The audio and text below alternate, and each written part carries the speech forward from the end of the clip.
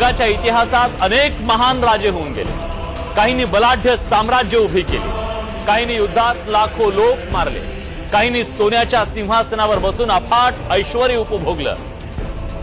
पण त्या सगळ्यांकडे तलवारी होत्या, सगळ्यांकडे पराक्रम होता, सगळ्यांकडे राज्य होती।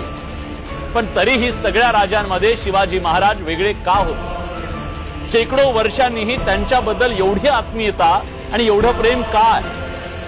आजही जेव्हा कुणावर अन्याय होतो, स्वाभिमानाला धक्का बसतो, एखाद्या गरीबाच्या डोळ्यात अश्रू येतो, तेव्हा मनात एक विचार येतो, आज शिवाजी महाराज हवे होते। हा विचारच त्यांची अमरता आहे। ते शरीरानं गेले, पण त्यांचं स्वप्न आजही जिवंत आहे। स्वप्न हिंदवी स्वराज्याचं, स्वप्न रयतेच्या राज्याचं, स्वप्न स्वतःवरच्या विश्वासाचं। शिवरायांनी युद्ध जिंकली, किल्ले जिंकले म्हणून ते महान नव्हते। शिवाजी महाराजांची महानता त्यांनी जिंकलेल्या हृदयांमध्ये आहे। ते महान होते कारण त्यांनी लोकांना जिंकलं, त्यांनी लोकांच्या मनात आशा निर्माण केली, त्यांनी लोकांना विश्वास दिला, तुम्ही गुलाम नाही, तुम्ही फक्त प्रजा नाही, स्वराज्याचे अविभाज्य भाग आहात। आणि म्हणून आज 300-400 वर्षाच्या नंतर सुद्धा छत्रपती शिवाजी महाराज म्हटलं की अंगावर काटा येतो, अभिमानाचे, कृतज्ञतेचे आणि प्रेरणेचे भाव येतात। इतर राजे जन्मानं राजे असायचे, त्यांना सिंहासन वारसानं मिळायचं, पण शिवरायांनी सिंहासन स्वतः उभारलं। इतर राजांकडून प्रजेचं शोषण होतं, शिवरायांनी रयतेचं पोषण केलं, संरक्षण केलं।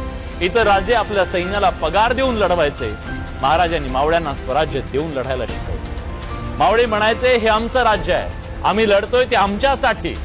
इतर राज्यांच्या राज्यात प्रजा असायची, शिवरायांच्या राज्यात रयत। महाराजांनी कधीच म्हटलं नाही की मी तुमच्यासाठी लढतो, ते म्हणायचे हे स्वराज्य आपलं आहे, आपण सगळ्यांनी मिळून ते उभं करू। फरक हाच आहे। महाराजांची सेना ही गनिमी काव्याची जरूर होती, पण त्यापेक्षा मोठी गोष्ट ती न्यायाची होती। तिथं स्त्रियांचा सन्मान होता, मंदिरांचं रक्षण होतं, मशिदींना अभय होतं। कोणत्याही धर्मापेक्षा त्यांच्यासाठी सगळ्यात मोठा धर्म होता, तो म्हणजे राजधर्म।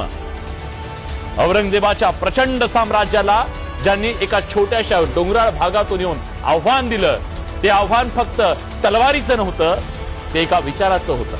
महाराजांनी केवळ किल्ले जिंकले नाही, त्यांनी लोकांच्या मनात स्वाभिमानाचा किल्ला उभा केला।